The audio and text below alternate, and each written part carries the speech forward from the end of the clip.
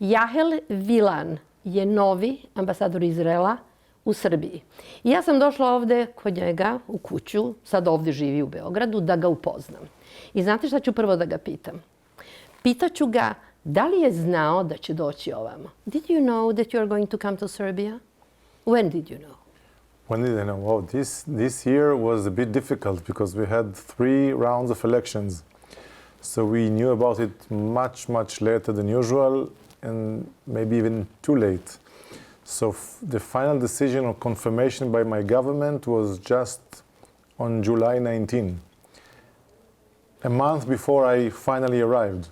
Only 1 month before. Be honest, have you been surprised?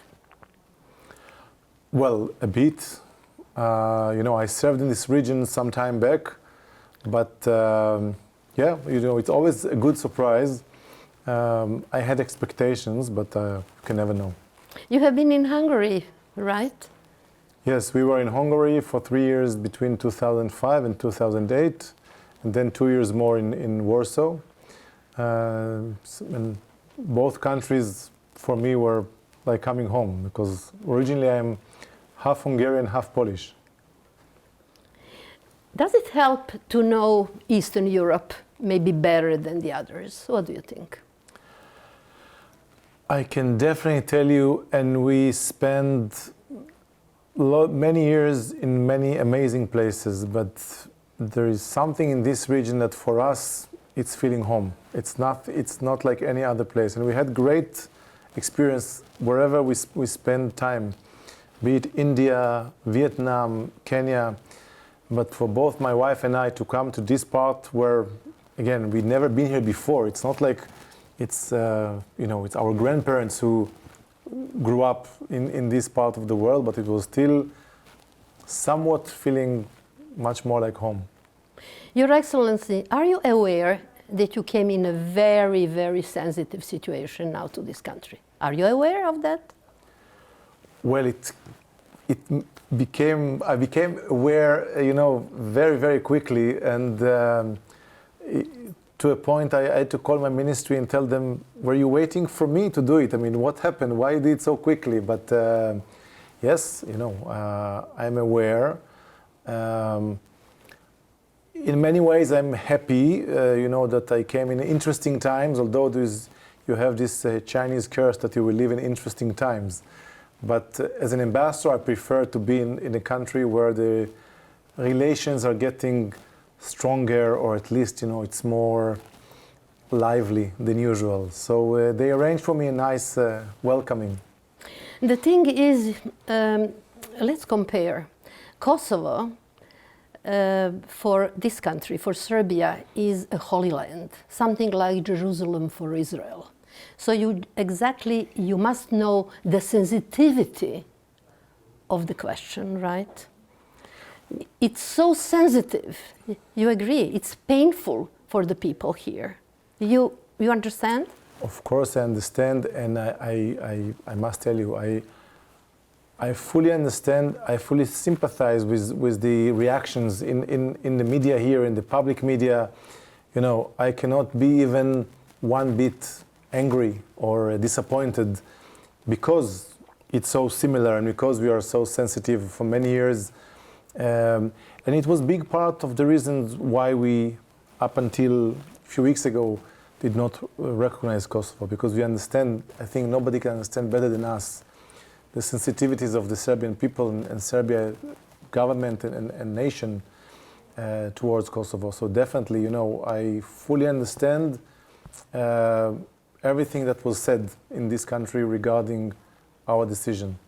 So I fully understand the sensitivities of the Serbian public, but because of that, it was important for me. It's important for me to use this opportunity to clarify, because I see that there are still question marks about the act by Israel. So it's true that technically we are not there yet, but the statement by our Prime Minister and our Foreign Minister is a fact of life. We recognize Kosovo as part of this American package deal that was put on the table both for Serbia and for Kosovo.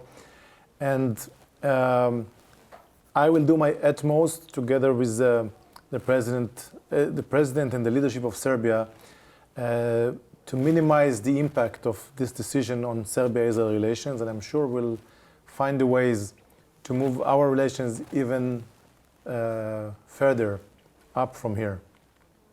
It's interesting that you feel the sensitivity of the question. You do feel as a diplomat and as a human being, as a person. Of course, of course. You see, again, we as a country, you know, and same, by the way, applies for Serbia. We are two countries who are dealing with a big international or domestic, it depends. You know, Foreign Minister Kissinger once said about Israel that in Israel everything is domestic, nothing is international.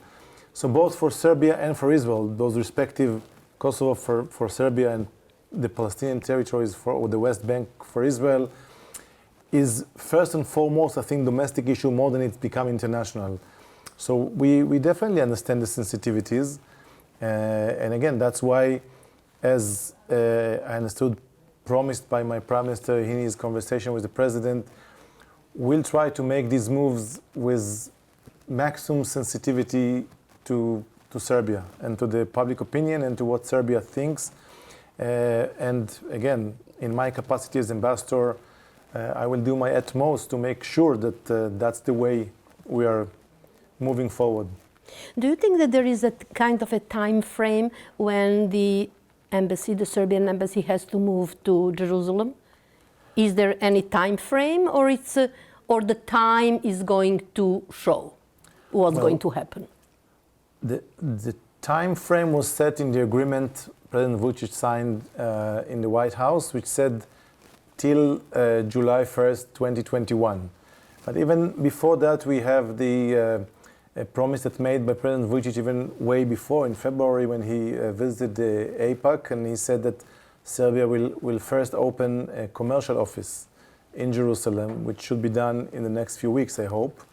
So this is the time frame. And again, it's very, very important for me to emphasize the importance and the gratitude that we are feeling towards this decision of President Vučić to make Serbia the first European country to open or to move its embassy to our capital, Jerusalem.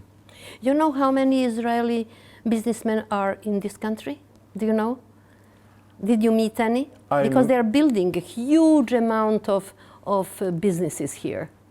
Well, as you may know, we have just celebrated the Jewish New Year last week. So we invited all of them here for... You met them? Not all of them, because we have the Corona limitations. So we under the Corona conditions, we hosted here, I think, around 30 of them. I believe there are probably 40, 50 who are made this country their home, at least temporarily, some for quite many years. And yes, they're investing in this beautiful country, and I hope we'll have many more. I was reading your CV and what have you been doing. To me, you look very analytical, you know. You are not a person which is deciding like this quickly. You are a thinker, you know. Is it good in diplomacy? And do you respect, for example, time? That sometimes you postpone things or you think about, you measure the words. I feel that, you know, talking to you.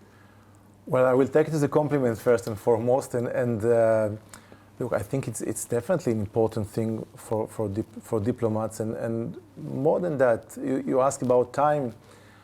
I think, you know, and this is probably diplomacy in the 21st century. I think it's not just in our case, but we must try to measure our work in more timely manner, with more quantitative measures. Not just, you know, coming to a country and saying, well, you know, I will sit all day, I will be nice, I will talk to people, and the relations somehow will be strengthened. So I think, and that's one of the first thing I told my staff when I met them for the first time, that we have a great relation between Israel and Serbia. I should not invent the wheel here. We should not make any revolutions, just some minor adjustments. But we do need to check ourselves in a timely manner. So in a year time, in 3 months time, not just that I will all of a sudden will see 3 years passed by, and what did I do, what did we do together here in those 3 years to improve Serbia-Israel relations. So I think the time is important. Tell me, is there any difference between a political decision and strategical decision? Or it is the same? What do you think? Oh, unfortunately, I think, without sound too critics against politicians around the world, but I think more and more politicians, I mean, when you make political decisions, are based on a much shorter time thinking than strategic decisions. I wish all of our politicians will think more strategically when they make decisions, but politics is the only job in life that you are put your career at stake every 3 years, 5 years. We used to laugh that Israel is the most democratic country in the world because in every other country you vote once every 4 years. In Israel we vote once or 3 times in 1 year. So it's for our politicians even more difficult to make decisions because when you need to get support of the public every here and there, so it's sometimes difficult. But I do hope that on every decision they make, they not only think about the political span of it, but also of the strategic importance.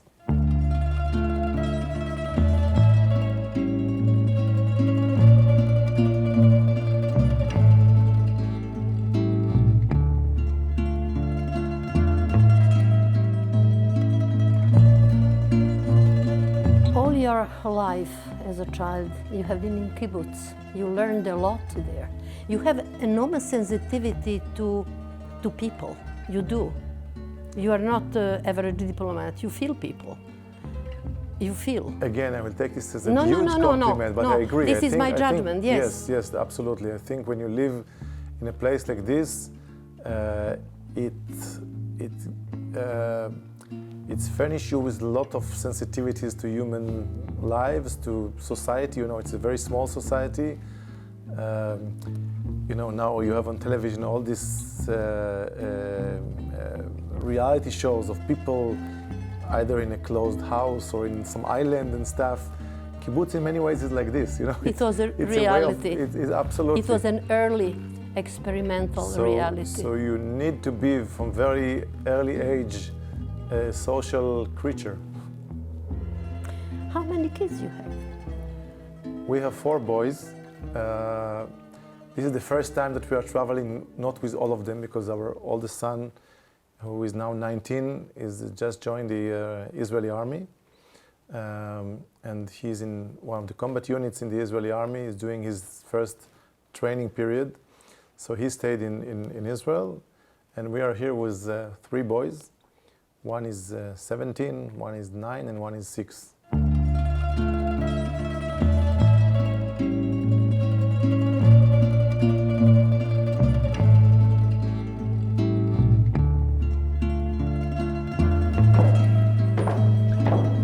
Mira, may I introduce my wife, Shiri.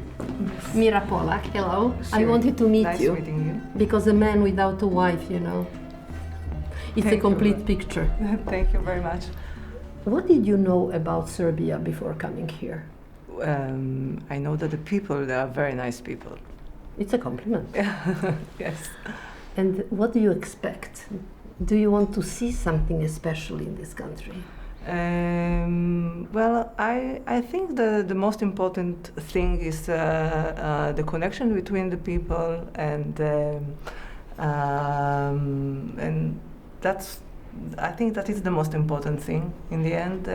We have a similarity because the people are very, very open, very warm, very, very, very open. Yeah. There is a certain similarity, and I hope that you are going to have a lovely time. Tell me, did you decorate all the house? Yeah, we brought our personal stuff, and we have our own paintings, so we put them on the walls, and we feel like at home immediately. You have 4 children. Yeah. 4 children. 4 boys. Yes, all of them are boys. What do you mean? No girls? No girls. No. Maybe the next girl is going to be maybe the wife of my older son. He's 19 years old now. Are you ready? No, not yet. But for me, his girlfriend, she's like my daughter. So try to recall the day when you got married. Do you recall that day? How it was? How it was? It was 25 years ago, almost exactly. We celebrated a few weeks ago our silver jubilee. Although we celebrated here with the boxes, but we will find the right opportunity how to celebrate. So. In fact, I came on but the question was to her, if she remembers, not me. In fact, I'm coming on the right date. Mm-hmm. On the right date. Yeah. So it means that we are on the right place. You are. Yeah. In the first moment that we arrived, I felt at home. Yeah. That was my first impression. You know, it gives a guarantee that you're going to be happy and content in this country. You know. Yeah. But I can tell you one thing about our marriage. She knew she's marrying a kibbutznik from a kibbutz, not a diplomat. Exactly. It's not the same thing. And I remember you interviewed Mr. Shimon Peres. So he said the same story about his wife, that when they met, he was a student in agricultural school in Israel. So he always said that she knew that she's getting married with a farmer, not with a statesman. So I'm not a statesman yet, but it's somewhat the same. What does it mean to be from kibbutz? Is it something different in Israel still? I think yes, definitely. Yes. You know, is it a class difference in a way, a little bit? No, because you see, it doesn't have the economic privileges, because people from the kibbutz are not rich by any means, economically. I mean, but it has the, some kind of historic, people who built the country, who contributed to build Israel, because, the policy of kibbutzim was to spread them all over the country, because the idea behind of the Zionist movement was, and rightly so, that in every point that we will have Jewish settlements before 48 or before whenever the decision will be done, this will go to the Jewish state. So 90% of the kibbutzim in Israel are really spread all over the country. We're not a big country, as you know, but definitely I think there is still some kind of maybe prestige or some kind of status going together with this title of kibbutznik, as we say. Now I'm going to surprise you. You mentioned Shimon Peres, and there is a picture that you have been very, very young when you met Shimon Peres. And this is a photo. Are you surprised to see them? Yeah, very much. I'm absolutely. Where are you? Again, this is exactly from 25 years ago, because in the very same month, I made two very important decisions that really impacted my life: to marry Shiri and to marry the Ministry of Foreign Affairs. So this was the first week of my cadet course after I joined the Ministry of Foreign Affairs, and he was a foreign minister, and he came to greet us as the newcomers to the ministry. It was back in 95. It was right in the peak of the peace process, and they opened a very big cadet course that the ministry will be able, we are thinking, and actually it happened a lot. We opened a lot of new embassies, so they needed new blood to the ministry. So this was really the beginning of the career as a diplomat that I'm now marking 25 years. Congratulations. And it's of course a great honor. We met Shimon Peres many times since. Actually, the last time we met him, he came as an ex-president of Israel to India, where we served. I was a deputy ambassador to New Delhi, and it was very important for him to visit India as a president, which never happened as a president, but shortly after he came to visit India. So this was my last time. Well, actually not the last. The last time was with President Uhuru Kenyatta from Kenya. When he visited Israel, we also met Shimon Peres. This was the last time. Great man.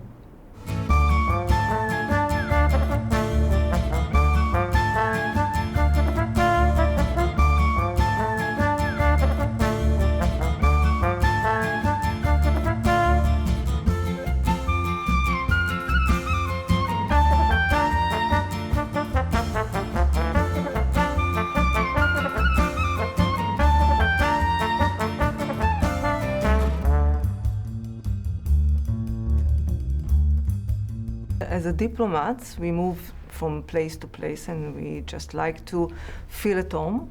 So we, during the years, we collect souvenirs and antiques and art things. And here we can see some things that my father gave to Jahel when he became to be an ambassador in Kenya. So he wrote him here, congratulations, and this is something antique with Jerusalem on the top to put on his desk. And we have here those candles that we are lighting on Friday.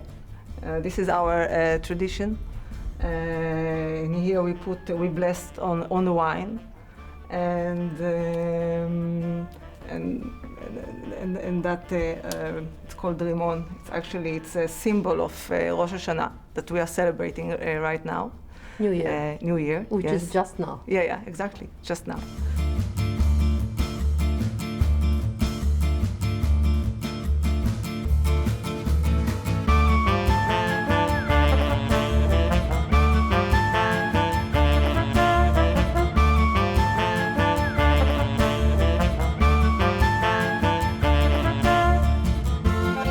Marc Chagall is one of the important painters from the Jewish world, and that painting is always with us. And also there are pictures from of two of our boys, the elders. Here it's from Budapest, when we served 15 years ago, and here it's a photo for my wedding. We married in old Jewish house in Jaffa. It was a wedding in the afternoon, very nice.